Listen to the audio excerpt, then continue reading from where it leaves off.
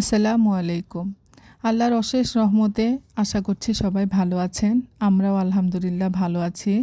আমার channel happy home with Farzana থেকে আমি ফারজানা। আরেকটা ব্লগ নিয়ে আপনাদের সামনে হাজির হয়েছি। তো আমার চ্যানেলের ব্লগগুলো যদি আপনাদের ভালো লেগে থাকে সাবস্ক্রাইব করে আমার পাশে থেকে যাবেন। এই তো সকাল থেকে ব্লগটা শুরু করেছি। সকালে ঘুম থেকে উঠে সবার প্রথম গাছে পানি দিয়ে নেই। যদি গাছগুলোতে পানি না দেই তাহলে একদিনও গ্যাপ দিয়ে দেই তাহলে গাছগুলো কেমন যেন শুকিয়ে যায় আর কি। তো গাছে পানি দিতে দিতে খেয়াল করলাম গাছের নিচে অনেকটাই মাটি জমে গেছে। তো ভাবছিলাম গাছের নিচের এই সাইডগুলো ক্লিন করা দরকার। তো পানি দেওয়ার পর কিছুক্ষণ দাঁড়িয়ে আমি গাছগুলো দেখতে থাকি। সবুজ দেখতে ভালোই লাগে। সকালবেলা উঠে সবুজ দেখা ভালো চোখের জন্য। তো আজকে এই কর্নারটা একটু পরিষ্কার করে নিব। এটা আমার একটা ছোট্ট বসার এরিয়া। তো প্রথম সিটারটা ভালো করে ঝাড়ু দিয়ে নিচ্ছি। তারপর জানালার গ্রিলগুলো পরিষ্কার করে নিব। জানলাগুলো পরিষ্কার করে দেখি এত ময়লা হয়েছে, এত ধুলাবালি কোথা থেকে আসে একমাত্র আল্লাহই জানে। তো ভালো মতো ঘর ঝাড়ু দিয়ে নিচ্ছি। আমি ঘরটা ঝাড়ু দিয়ে নিব। কারণ এই জিনিসগুলো সরিয়ে সরিয়ে ঘর ঝাড়ু দেওয়া আসলে আমার খালার জন্য অনেক টাফ হয়ে যায়। তাই আমি সব কিছু সরিয়ে তারপর ঘরটা ভালো মতো ঝাড়ু দিয়ে নিব। ঝাড়ু দেওয়ার পর খালা তো সুন্দর করে ঝাড়ু পরিষ্কার মুছে দেয়। তো খালা খুব সুন্দর করে আসলে মুছে ঘরটা, দেখতেও ভালো লাগে। খুব নিজের মনে করে যত্ন করে আসলে পরিষ্কার করে। তো ফুলগুলোকে আমি পলি দিয়ে ঢেকে রাখি। কয়েকদিন পর পর পলিটা চেঞ্জ করি। তারপরও দেখেন কি পরিমাণের ধুলা জমে যায়। এত ধুলাবালি হয় আর কি বলবো। তো আসলে আমাদের আশেপাশে এত বেশি কনস্ট্রাকশনের কাজ করে যে এমন ধুলাবালি হওয়াটাই মনে হয় স্বাভাবিক।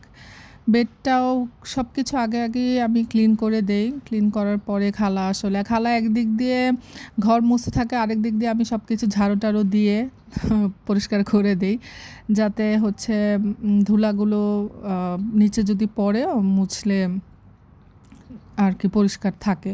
তো সকালে আমি ডিটক্স ওয়াটারটা খেয়ে নিব। এই ডিটক্স ওয়াটারটা আসলে শরীরের জন্য অনেক উপকার। আমি অনেক দিন ধরেই খেয়ে যাচ্ছি। তো আমার ওজনটা অনেকটুকু কমেছে। ওয়েট লসের ক্ষেত্রে আসলে ডিটক্স ওয়াটারটার কোনো তুলনা হয় না। তো সকালবেলা ঘুমে থেকে উঠেই মেডিসিনটা নেওয়ার হাফ অ্যান আওয়ার পরে আমি ডিটক্স ওয়াটারটা খাই। ডিটক্স ওয়াটার খাই তো ঠিক আছে, কিন্তু দেখেন আনহেলদি খাবারও খাই সকালে। কি করার, সকালে নাস্তাটা আজকে বাহির থেকে নিয়ে আসছে, তো বাহিরের নাস্তাটাই করছিলাম। তো আপনাদের সাথে একটু শেয়ার করলাম। স্যুপ ছিল আর বুটের ডাল ছিল, বেশ ভালো লাগলো। আসলে এটা মাঝের মধ্যে নিজের হাতের খাবার খেতে খেতে যখন খুব বেশি বোর ফিল হয় আর ভালো লাগছে না, টায়ার্ড লাগে সকালের নাস্তাটা তৈরি করতে, তো আমি মাঝের মধ্যে বাইরে থেকে নাস্তা এনে খাই। এ তো নাস্তা কমপ্লিট করে আজকে আমি দুপুরের রান্নার শুরু করে দিলাম। দুপুরের রান্নার জন্য আমি আজকে শাপলা ভাজি করব, চিংড়ি মাছ দিয়ে চিন্তা করেছি। তো এটা আমার ফার্স্ট টাইম রান্না করা শাপলা ভাজি, আমি আগে কখনো করিনি।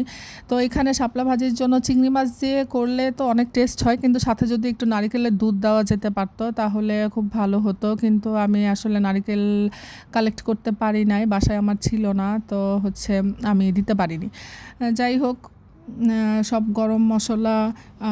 সব মশলা আর কি দিয়েছে এটাতে, আদা রসুন বাটা, হলুদ মরিচ সব কিছু দিয়ে। তারপর আমি একটু কাঁচা মরিচ পেঁয়াজের একটা মিশ্রণ সবসময় ব্লেন্ড করি, টমেটোও দিই, আজকে টমেটো দিইনি। তো এটা দিয়ে চিংড়ি মাছটা ভালো মতো কষিয়ে আমি এটাতে শাপলা দিয়ে দিব। আমি আসলে জানতাম না, শাপলাটা যদি সিদ্ধ করে দিতাম তাহলে মনে হয় একটু পানিটা ফেলে দিতাম তাহলে ভালো হইতো। তার কারণ শাপলাটা দেখলাম একটু কালচে হয়ে গেছে ভাজি করার পরে।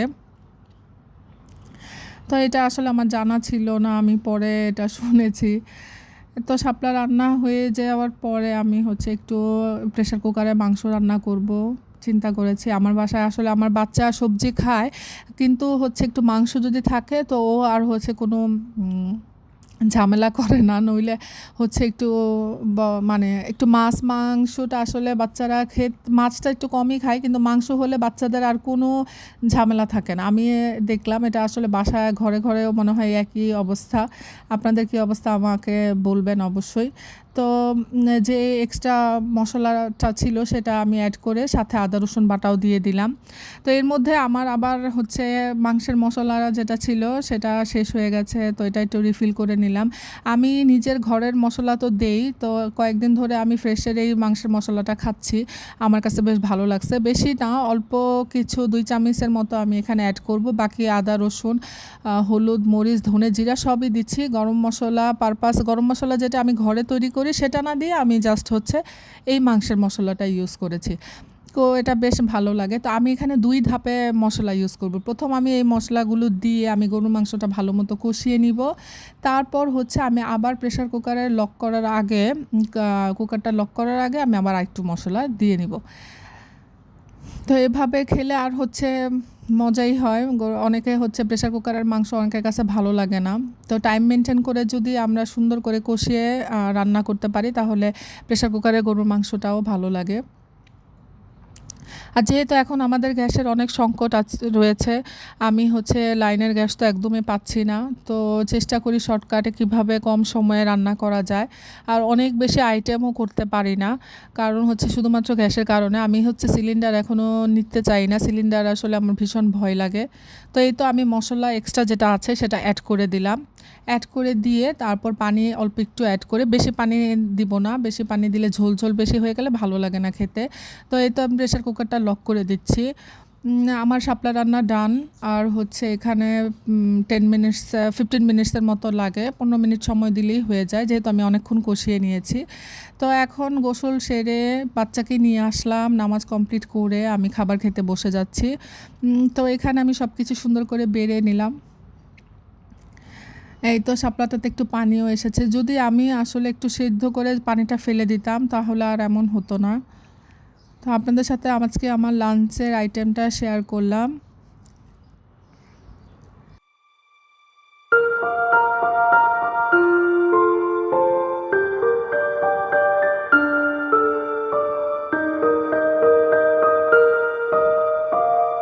এই তো খাবার কমপ্লিট করে আপনাদের সাথে শেয়ার করব আমার রেগুলার বেসিসের পার্লের সেটগুলো আমি কিভাবে যত্ন করে রাখি।